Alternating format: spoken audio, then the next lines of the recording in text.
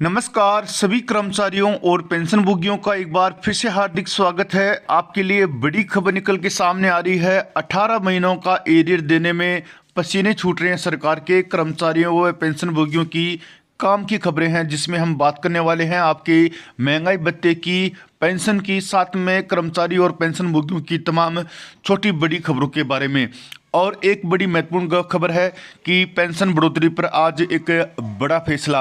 यदि आपको वीडियो पसंद आता है तो वीडियो को लाइक अवश्य किया करें और चैनल पे पहली बार आए हैं तो चैनल को सब्सक्राइब करना बिल्कुल ना भूलें। तो 7वें वेतनमान को लेकर बड़ी खबर निकल के सामने आ रही है आपके महंगाई भत्ते को लेकर। तो महंगाई भत्ता देने के मूड में आई केंद्र सरकार। अब 18 महीने के एरियर लेने पर अड़ गए हैं कर्मचारी संगठन। तो आपको जानकारी के लिए बता दें कि इस केंद्र सरकार ने अपने कर्मचारियों और पेंशन भोगियों को महंगाई भत्ता देने की तैयारी कर ली है। केंद्र सरकार के 48 लाख कर्मचारी और लगभग 65 लाख पेंशन भोगी हैं। ऐसा हो सकता है कि सरकार डीएनएस अलाउंस यानी डीए की बढ़ी हुई राशि 30% के हिसाब से कर्मचारियों के खाते में डाल दी जाएगी। और ये प्रयास शुरू किए गए हैं कि कर्मचारियों को और पेंशनभोगियों को 18 महीनों का जो एरियर है वो भी मिल जाएगा। जेसीएम स्टाफ साइट केंद्रीय कर्मचारियों की मांग को लेकर केंद्र से लगातार बातचीत कर रहे हैं। राष्ट्रीय परिषद के सचिव और एआईआरएफ के महामंत्री शिव गोपाल मिश्रा ने कहा कि डीए की राशि जारी करने के लिए सरकार तैयार हो गई है। सरकार की उनसे वार्ता हुई है और सरकार डीए देने पर राजी हो गई है। लेकिन अब उन्होंने कहा है कि कर्मचारी संगठनों ने सरकार से एक मांग की है कि जो कर्मचारी और पेंशनभोगियों का जो 18 महीने का जो एरियर है वो दे। तो अब बड़ी खबर ये निकल के सामने आ रही है कि यदि कर्मचारियों की मांग मान ली जाती है तो कर्मचारियों को 18 महीनों का बड़ा एरियर मिलेगा। यदि कर्मचारी संगठनों की बात नहीं मानती है और सरकार 18 महीनों का एरियर देने पर राजी नहीं होती है तो संगठन द्वारा ये दबाव बनाया जाएगा कि 18 महीनों का अगर एरियर नहीं दे सकते तो कम से कम 4 महीनों का एरियर तो कर्मचारियों और पेंशनभोगियों को दिया जाए। कर्मचारी संगठन अब एरियर लेने पर अड़ गए हैं। केंद्र सरकार और कर्मचारी संगठनों के बीच 2 सप्ताह के भीतर एक उच्च स्तरीय बैठक होने जा रही है।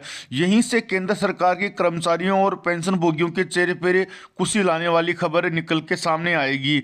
आपको जानकारी के लिए बता दें कि केंद्रीय कैबिनेट ने साल 2000 के शुरू में महंगाई भत्ता 4% बढ़ाने को मंजूरी दी थी। यानी कर्मचारियों का जो महंगाई भत्ता है वो 17% से बढ़ाकर 21% कर दिया जाना था। लेकिन वो केंद्रीय कर्मचारी और पेंशनधारी इन दोनों को मिलाकर 1 करोड़ से ज़्यादा लोगों को इसका फायदा पहुंचने वाला था और इसके लिए सरकार को अतिरिक्त 14,595 रुपये 95 करोड़ रुपए खर्च करने थे। केंद्रीय मंत्री ने राज्यसभा में एक जवाब में बताया था कि सभी केंद्रीय कर्मचारियों और पेंशनभोगियों की मार्च के वेतन के साथ उनको बढ़ी हुई महंगाई भत्ते के साथ सैलरी दी जाएगी। हालांकि ये राशि दी जाती लेकिन उससे पहले देश भर में कोरोना महामारी की वजह से लॉकडाउन लग गया और इसके चलते वित्त मंत्रालय ने जून 2021 तक बढ़े हुए डीए पर रोक लगा दी थी। जानकारों के अनुसार इस फैसले से केंद्र सरकार को करीब 38,000 करोड़ रुपए की बचत हुई है।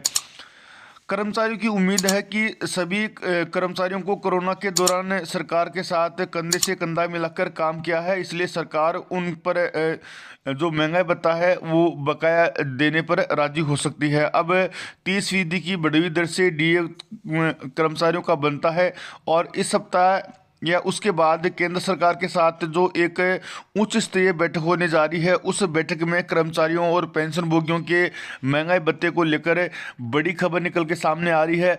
आप ये मान के चलिए कि महंगाई भत्ते तो देने को सरकार राजी हो गई है। महंगाई भत्ते में कोई किसी प्रकार का कोई अड़ंगा या पेच नहीं है।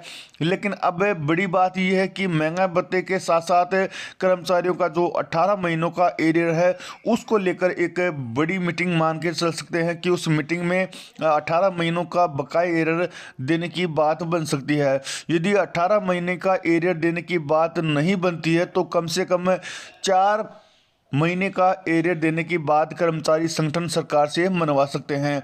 तो ये अच्छी खबर निकल के सामने आ सकती है। यदि 18 महीनों का भी नहीं मिलता है तो कम से कम 4 महीनों का कर्मचारी संगठनों द्वारा दबाव बना के और 4 महीनों का एरियर सरकार से कर्मचारियों और पेंशनभोगियों के लिए दिलवा सकते हैं। तो साथियों, अच्छी खबर निकल के सामने आ रही है कि जल्दी अब आपके खाते में बढ़ी हुई सैलरी मिलने वाली है। वहीं पेंशन भोगियों की बात कर ले तो बड़ी खबर निकल के सामने आ रही है। लाखों कर्मचारियों के लिए खुशखबरी है, दुगनी हो सकती है पेंशन। कल बैठक में इसका फैसला होने वाला है। तो देश भर के लाखों कर्मचारियों को गुरुवार को बड़ी खुशखबरी मिल सकती है। दरअसल देश के 6.6 करोड़ नौकरी पेशा लोगों के लिए कल को होने वाली बैठक में एक बड़ा फैसला हो सकता है। मिली जानकारी के मुताबिक सेंट्रल बोर्ड ऑफ ट्रस्टी की अहम बैठक होने वाली है। इस बैठक में कर्मचारियों के को लेकर कुछ महत्वपूर्ण फैसले लिए जाने हैं। पीएफ कंट्रीब्यूशनल के लिए फिलहाल बेसिक सैलरी की जो सीलिंग है उसमें बढ़ोतरी की जा सकती है। फिलहाल सीलिंग 15,000 रुपये है। आप ऐसे समझते हैं पूरा मामला कि आसान भाषा में यदि ये समझा जाए तो ऐसा देखा जा सकता है कि मान लीजिए किसी कर्मचारी की बेसिक सैलरी 30,000 रुपये है तो उस सैलरी पर उसका 12% हिस्सा प्रोविडेंट फंड में जमा होता है। साथ ही इतना ही शेयर कंपनी में भी अपने खाते में जमा करती है। लेकिन कंपनी के शेयर में दो हिस्से होते हैं, पहला होता है ईपीएफ और दूसरा होता है ईपीएफएसआई। कंपनी के शेयर का 12% हिस्सा भी 30,000 रुपये की बेसिक सैलरी पे ही जमा होता है। पेंशन फंड में बेसिक सैलरी की सीलिंग 15,000 रुपये है। इस सीलिंग के कारण कर्मचारियों के मूल वेतन यानी 15,000 का 8.33% हिस्सा यानी 1,250 रुपये जमा होता है। सूत्रों के अनुसार यदि गुरुवार को होने वाली बैठक में सीलिंग बढ़ाने पर फैसला कर लिया जाता है तो फिर ये हिस्सा 25,000 रुपये की सीमा को तय होगा। इसका मतलब ये है कि 2,083 रुपया पेंशन में फंड में जमा होंगे।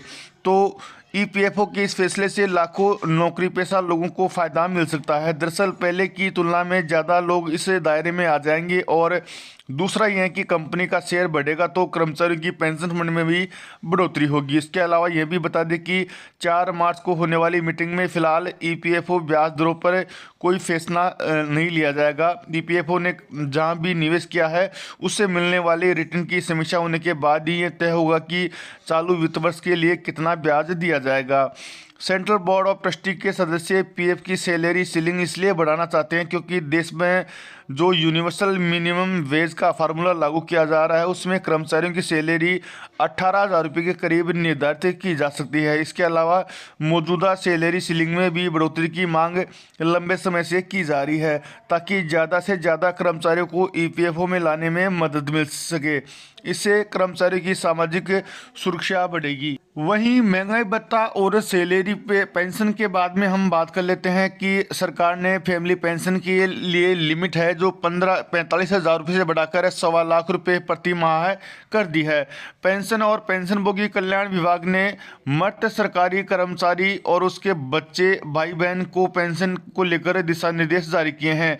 पारिवारिक पेंशन योजना 1971 में ये प्रावधान है कि कर्मचारी की सर्विस पीरियड के दौरान मृत्यु होने पर पारिवारिक पेंशन मुख्य रूप से कर्मचारी की विधवा या विधुर को दी जाती है। सरकार ने इस पेंशन में 2.5 गुना बढ़ोतरी कर दी है। कर्मचारी द्वारा लंबे समय से इसकी मांग की जा रही थी। त्रिपुरा की सरकार से भी बड़ी खबर निकल के सामने आ रही है। त्रिपुरा की सरकार ने कर्मचारियों को एडवांस होली गिफ्ट दे दिया है। उनके डीए में 3% की बढ़ोतरी कर दी है। राज्य में ऐसा पहली बार हो रहा है। सरकार का कहना है कि कर्मचारियों को ये सारे फायदे 1 मार्च से दिए जाएंगे। तो साथियों, मिलते हैं नेक्स्ट वीडियो में, तब तक जय हिंद जय भारत।